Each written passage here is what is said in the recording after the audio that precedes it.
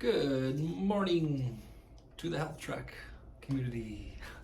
Uh, I wanted to do a very short video to introduce myself. I was driving on the weekend and realized, excited about all the stuff that we're going to be talking about on this YouTube channel that's going to be posted on all the social medias. But I just realized that, it was videos of Terry and Terry's Herb Doc, and then all of a sudden I started doing videos, and I didn't actually consider, there's a lot of people that don't even know who I am. Who's this new person that's talking, and why should we listen to him? So I just wanted to introduce myself formally. So my name's Evan Doherty. I started working with Terry well over a decade ago. Call it by fate, call it by chance, whatever you want to believe in. I was a struggling musician in London, Ontario, playing bars and venues and even recording on some albums, thinking I was going to be the next big thing, sleeping on my friends' couches all the time and not really getting ahead in life anywhere. I grew up in Granbrook, Ontario, on a farm with my brothers who were all farmers like that could, if your truck breaks down, they'll fix it. If something's going on, they'll fix it. They've got those farmer hands. I was always drawn to other things that I realize now is actually things that was always just raising people's vibration without even realizing it. Music, comedy, different art type things. The musical Grease was my jam. I loved that stuff. I don't know why, but just looking back at it changed the way people felt in that moment, which was a big thing for me. I've always had a heart for caring for other people and putting them before myself no matter what. And I know that, as you get older, you learn, like the plane says, put the oxygen mask on before even your children. I learned that now, but still my true nature is, how can I help other people no matter what? I had a very traumatic incident when I was younger. My first love, first everything girlfriend. When you're 16, you think, I'm in love and this is it, as you do when you're older too, but 16, and she passed away in a car accident suddenly, and there was some communication between her and I just before that happened. Anyways, set me back on this spiraling track of not nice. I was really hurting myself, self-sabotaging on ways that I could never imagine. Anyways, when my mental went down, my body went right with it, and I was just a mess. It wasn't until someone said, you got to come see this guy that comes from Selkirk, Manitoba, and he'll get you better. And I thought, sure. So tap on my shoulder, take these things, and he laughed at his own jokes as he walked away, and then that's it. But I trusted him, so I took them, and I did get better. I got so much better that everyone around me could even see it. My energy, everything just changed. That led me to still playing music, but randomly getting a phone call from Terry once to see if I could drive his van when he was in Toronto. And when I did that, it was a 2-week gig. First 5 minutes into it, I wanted to be over instantly. I thought it was the worst thing ever, but I needed money. So I said, sure. After that, I saw people coming in to see him that I thought, there's no way this is actually possible. That you could not have this ailment going on in your body, come see Terry, take these products, and have it even cleared from a doctor that it went away. This is what is going on here. So I've always had that pull to it, right? Because actually, when my girlfriend passed away, I forgot to mention, I started to enroll in child and youth worker in college there, just to help anything I could do mentally with anybody, help them get a better life space or something. I just had to. It was my pull. If I wasn't doing that, I'd get depressed.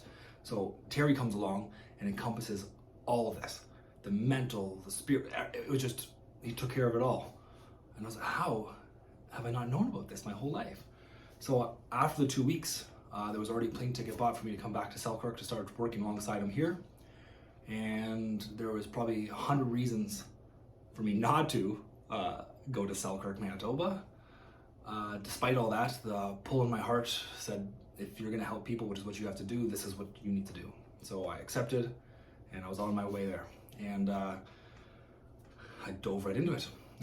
Since then, I was able to travel with him for many years on the road, worked alongside of his clinic. Like I said, when I started taking the first Shote classes in Ontario, I don't even think I had my driver's license yet. I think my mom had to drive me there. That's how young I was starting this.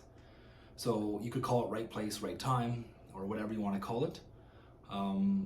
But I was beyond blessed to be in that situation, to learn from Terry And one of the things I remember right before Terry passed away, he was like, "There's so much more about health that we have to learn, and you got to keep learning that." I do. Last night I was up to like midnight just researching different things about what the lymphatic system does and how it's like you've got to keep learning, and I love that.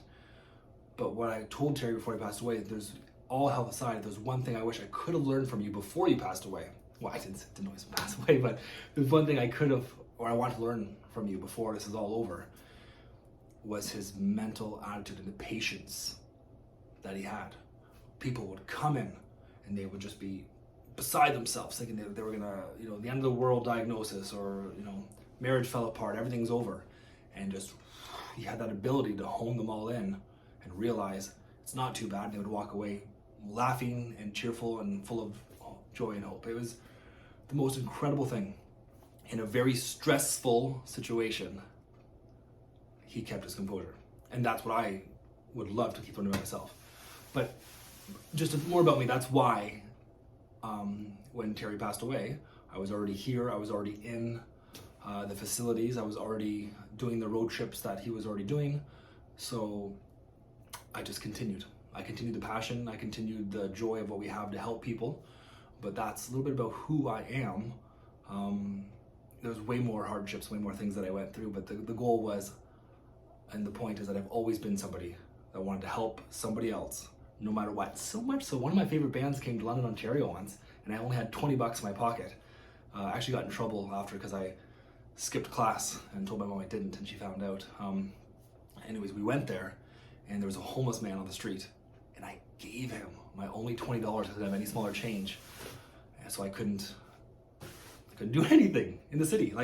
And then after that, we were walking, and my friends and brother-in-law went and got pizza, and the same guy was there, and he pulled out hundreds and 50s, and I was like, man, I just want to help people so much. I didn't even clue in that I just want to give.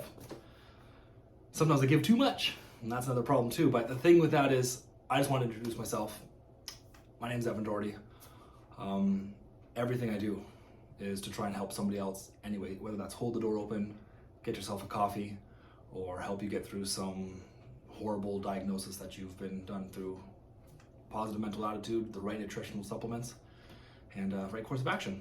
Anyways, that's who I am, and that's who you're going to see start talking on this podcast and interviewing people. So nice to meet you. I also really love tattoos. I have lots of tattoos to express myself. I love coffee. You shouldn't, but I gotta love something. And I love drumming. I still have the drum set up at the clinic here, and come in the mornings and the evening times, and it sounds like a concert hall. So everybody have a wonderful day.